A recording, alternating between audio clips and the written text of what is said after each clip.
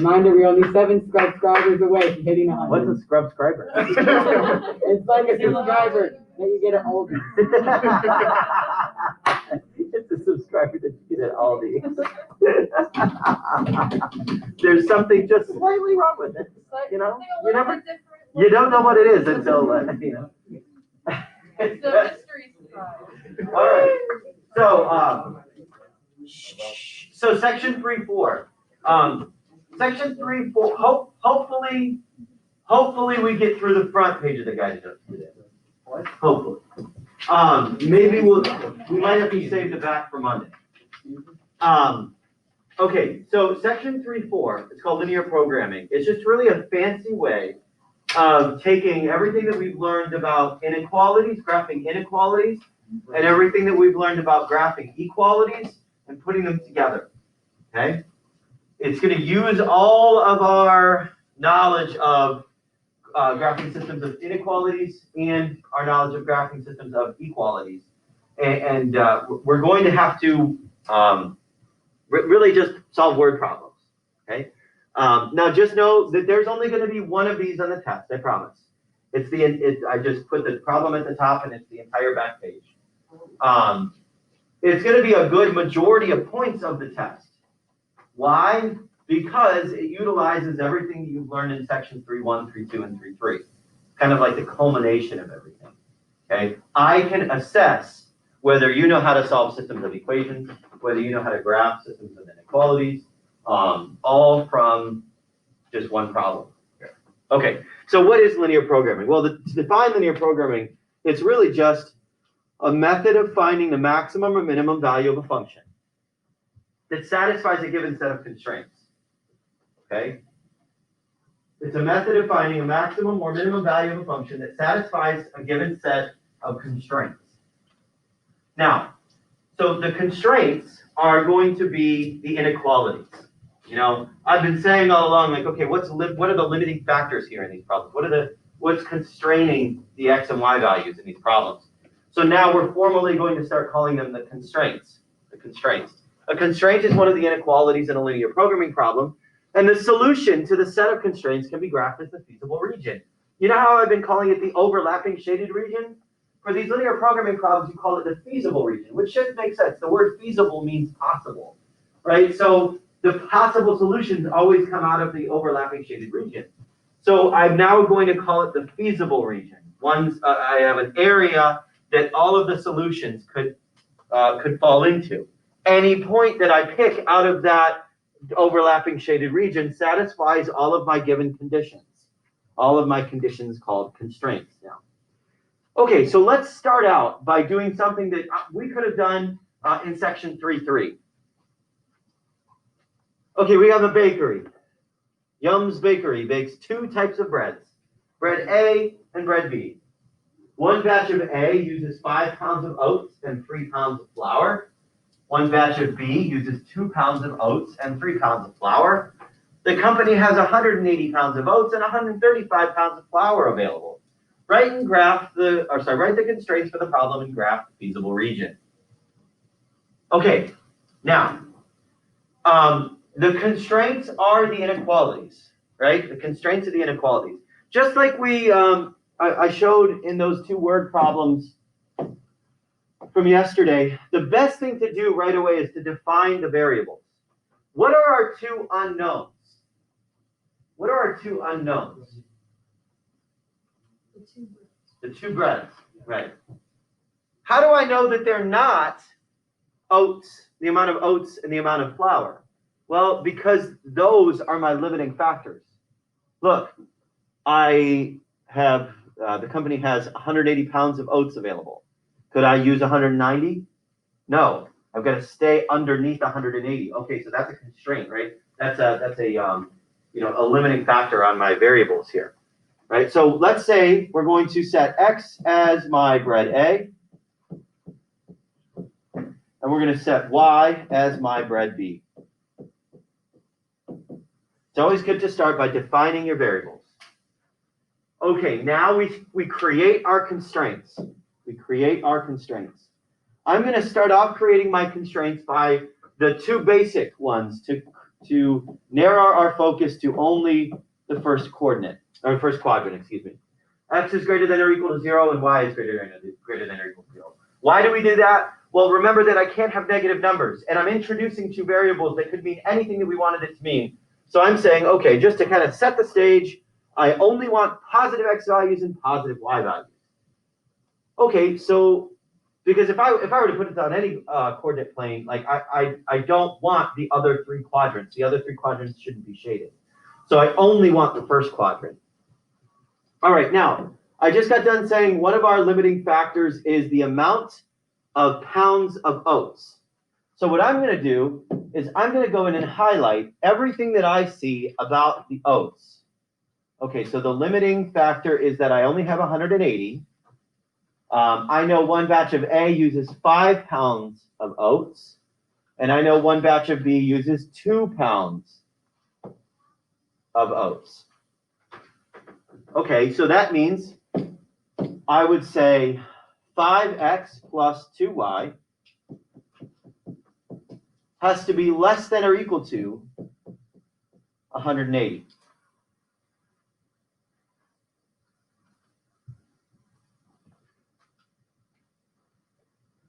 Okay, my other limiting factor is my amount of pounds of flour.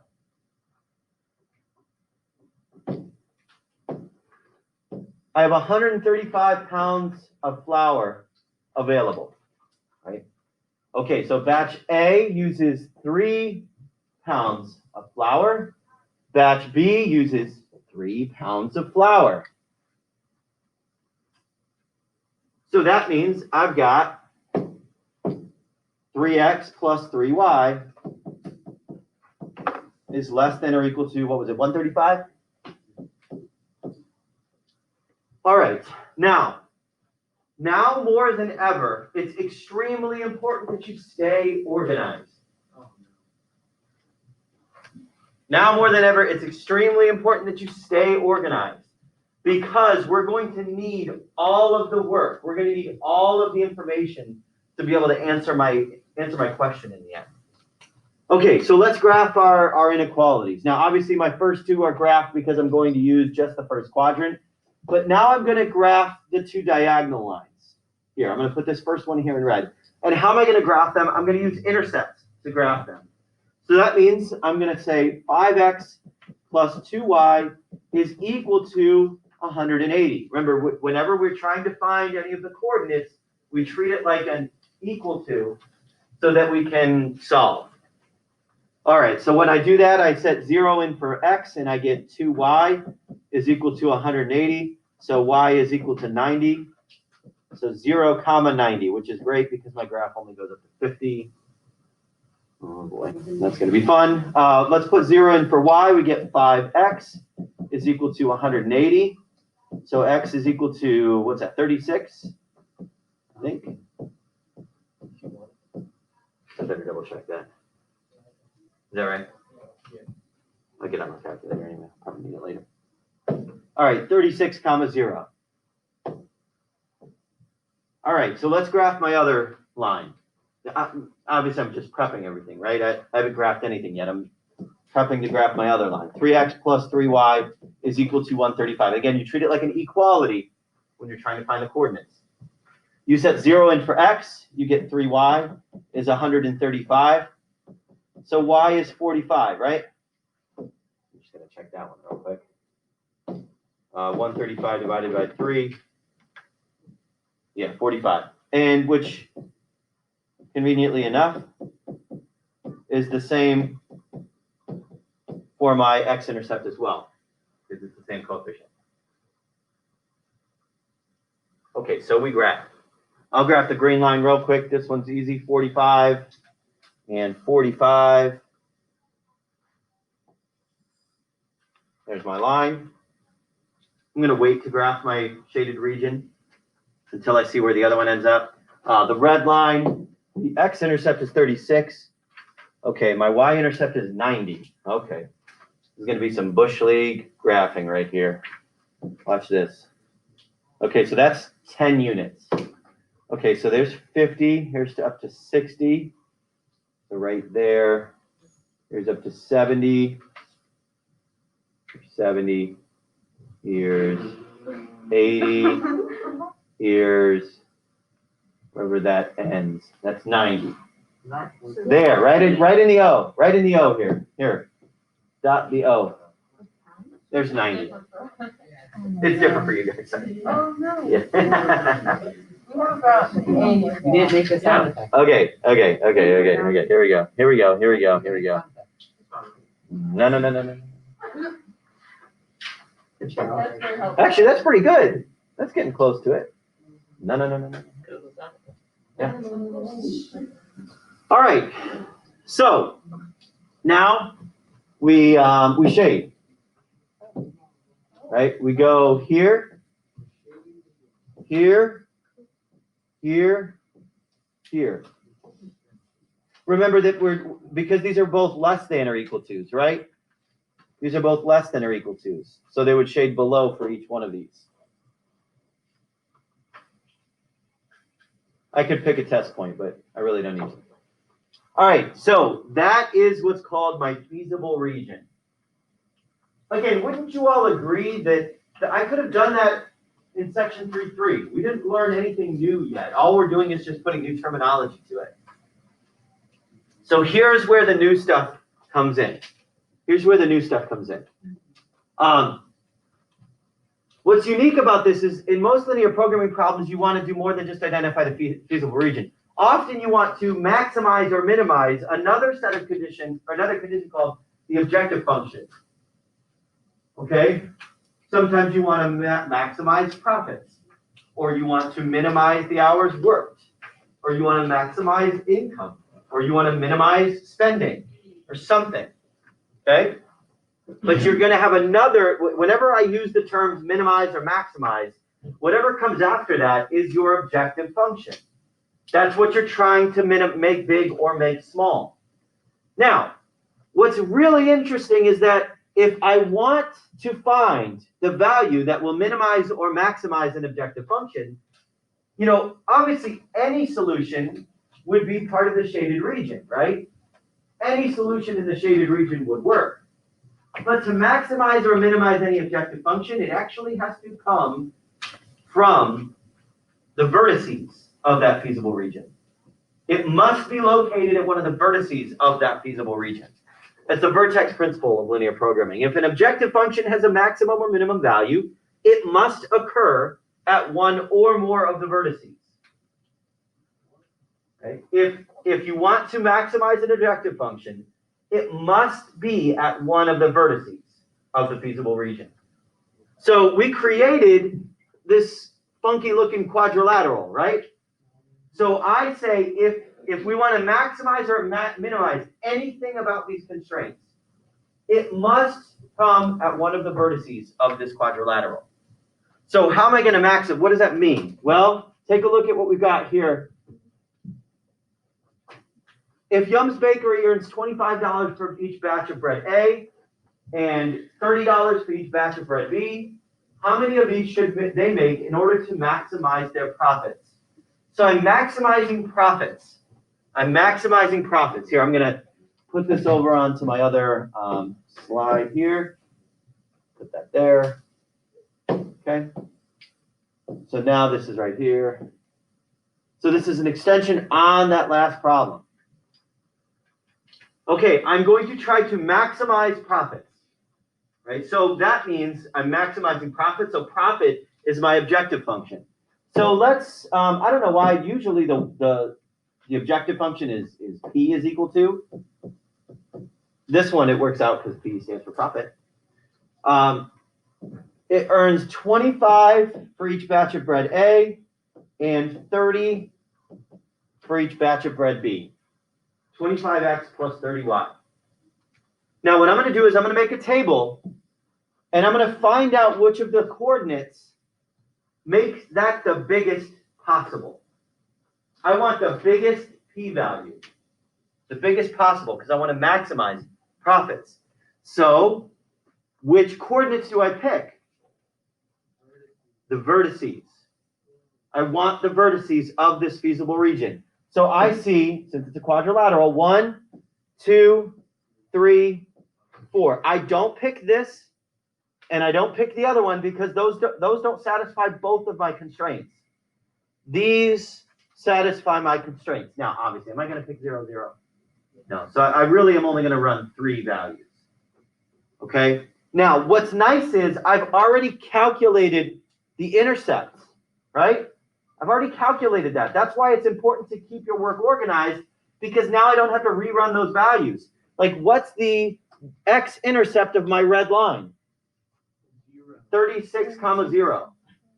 36, 0. So I can go into my table and say 36, 0. And then I look at my other intercept. My y-intercept of my green line is 0, 45. It's already there. It's already done for me. 0, 45. Now, the only hard part about this problem is that at this point, I don't know where that location is. But how do I find the solution to where 2 lines cross? Well, I don't want to set these equal to y. Let's use substitution or elimination. Yeah. And I'll actually force you to use substitution or elimination. Because I can't just trust the graphing, right? I can't just trust the graph because it's coming at a weird point, it looks like. And I did some Bush League stuff up there, right? So I can't really trust the graph, so I've got to solve it algebraically. So where is the intersection point? Well, it's the intersection point of these 2 equations, right? These are the 2 lines that created that intersection point. So if I wanted to find where they cross, that is really just the solution to this.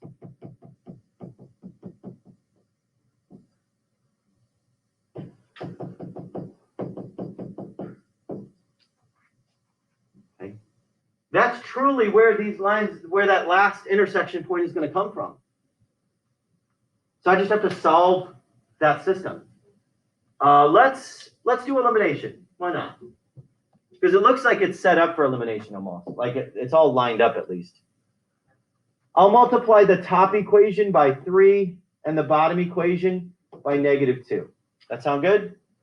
We'll eliminate with the y values.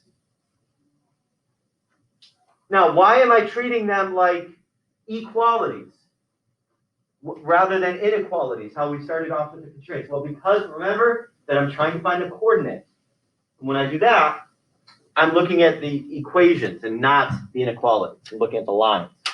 Okay, so this is going to give me a 15x plus 6y is equal to 540. This is going to give me -6x minus 6y is equal to -270.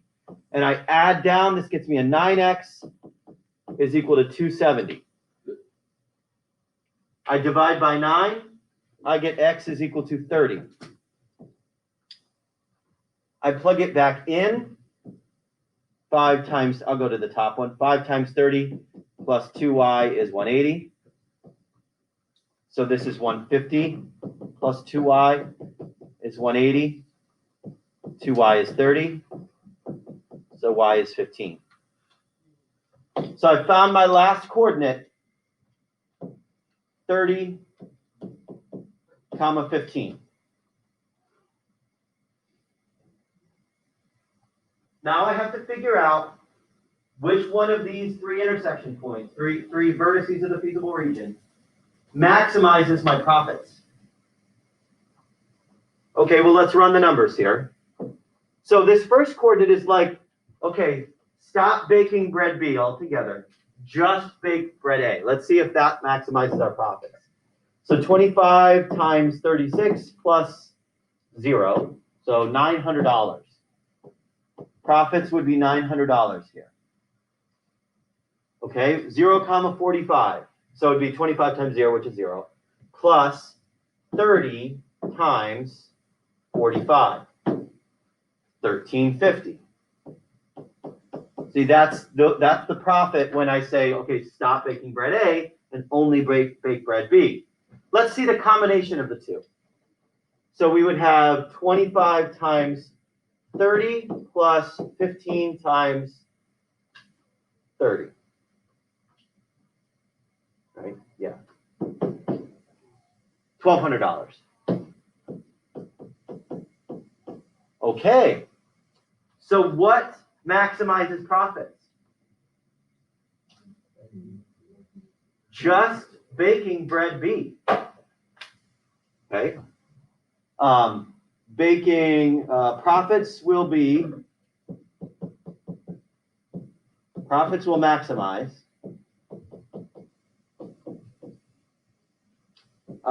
when baking 0 of bread A and 45 of bread B. I don't know why I capitalized the B in bread. Sorry for my poor handwriting. My computer. And that's the true answer. That's the answer to my problem. Okay? That is one linear programming problem. Like that whole thing is just one problem. Yeah. So on the test, there's one. I just give you the back page to do it. And I give you spots where I want you to show the work for finding the constraints. Show the work for finding the intersections. Show the work for this, show the work for that. And I'll have like little spaces for you to do that. Yeah. Do you have an idea of when the test is going to be? Next week sometime. I think we do section 3, 4 again on Monday. I think we review Tuesday, Wednesday, test Thursday. I think. It's either Wednesday or Thursday. I don't think it's all pushed out to Friday. Oh yeah, we only got 6 minutes. Yeah. I was like, do we have time to do another one? Did you end this? The answer to that is, I'll go quick. Oh, yeah, you're still recording. oh, I'm still recording. I did that yesterday. I did that yesterday. My recording was going on, like I went to go hit start recording for the next class, and it was still recording from the last class. How many hours was it? Well, it was only in the next period, so it was Oh, like okay. 57 minutes or something like that. So I can trim it and do that, but, okay, so long, everybody. Bye.